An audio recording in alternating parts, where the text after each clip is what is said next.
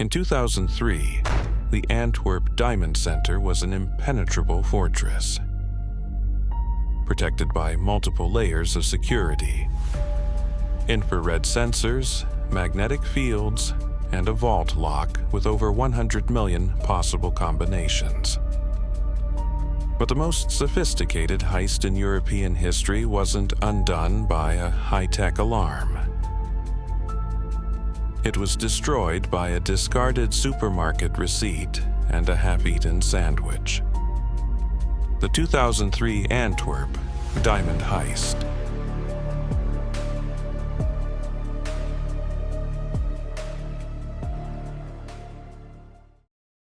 The vault doors were equipped with a state-of-the-art magnetic field sensor. Tripping, it meant an instant police response. The crew didn't hack the system. They used a custom-cut piece of aluminum, heavily typed, to bridge the magnetic circuit. $1 million defense, bypassed by scrap metal. The vault's light detectors were designed to trigger an instant alarm if the subterranean room was ever illuminated. They were neutralized with a single strip of ordinary black electrical tape. Operating in total darkness, the crew now faced the reinforced steel deposit boxes. They didn't use explosives. They used a custom-made extraction tool to force the locks from the inside. 109 boxes, ripped open one by one. The breach wasn't planned overnight. It was a meticulous 2-year siege. In November 2000, an Italian jeweler named Leonardo Notarbartolo rented an office inside the Diamond Center. He wasn't a merchant. He was the ringleader of a highly organized crew from Turin. He spent 27 months memorizing every blind spot. By Monday morning, the true scale of the breach was discovered. It wasn't just a robbery. It was a financial massacre. Over $100 million in loose diamonds, gold, and bearer bonds had vanished. The media dubbed it the heist of the century. The impenetrable fortress had fallen, without a single drop of blood. The flawless execution was destroyed by a single act of panic. The crew's getaway driver was supposed to burn the evidence in France. Instead, he suffered a panic attack and threw the trash bags into a private forest near the E19 highway. A local landowner found the mess and called the police to report illegal dumping. When detectives opened the garbage bags, they didn't find diamonds.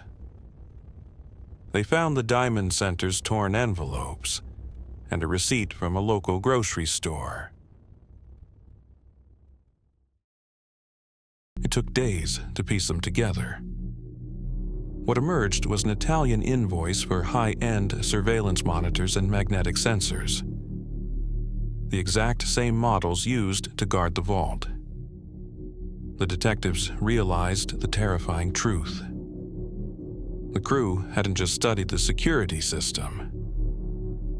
They had bought the identical equipment, built a full-scale replica in Italy, and practiced the breach until it was flawless. It wasn't just a list of random groceries. The receipt showed a salami sandwich found in the trash, and the exact brand of heavy-duty garbage bags holding the evidence. The detectives knew right away whoever bought this was part of the crew. But the real gold mine was printed at the very bottom. A precise date and a timestamp. Police drove straight to that supermarket and pulled the CCTV footage for that exact minute. When they hit play, they didn't see an anonymous driver. They saw the mastermind himself, Leonardo Notarbartolo. The perfect crime, destroyed by a grocery run. Leonardo Notarbartolo was arrested and sentenced to 10 years in prison. But the story doesn't end in a jail cell. The $100 million in diamonds, gold, and jewels, they were simply gone. To this day, not a single stone has ever been recovered. But during his trial, Notarbartolo dropped a final bombshell. He claimed the crew was hired by the diamond merchants themselves for a massive insurance scam.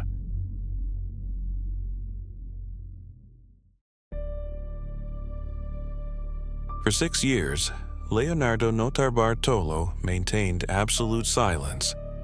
But in 2009, inside a high-security Belgian prison, he finally decided to talk. Over the course of 14 weeks, journalist Joshua Davis visited him 7 times, meticulously taking notes to reconstruct the heist for Wired magazine. When they first sat down at the small visiting table, Notarbartolo looked directly at the journalist and said, "I may be a thief and a liar, but I am going to tell you a true story." With those words, the thief turned the entire investigation upside down. He claimed he wasn't the criminal mastermind, but was actually recruited by a wealthy diamond dealer to pull off a massive insurance fraud. To prove it, the dealer took him to a secret location. As the journalist notes in the article, Notarbartolo pulled back a black plastic tarp in an abandoned warehouse and realized he was standing inside an exact, full-scale replica of the Diamond Center's vault level. It was inside this hidden replica that Leonardo trained with his phantom network, known as the School of Turin. He introduced the journalist to his crew using only their criminal aliases: the Genius, the King of Keys, and the Monster.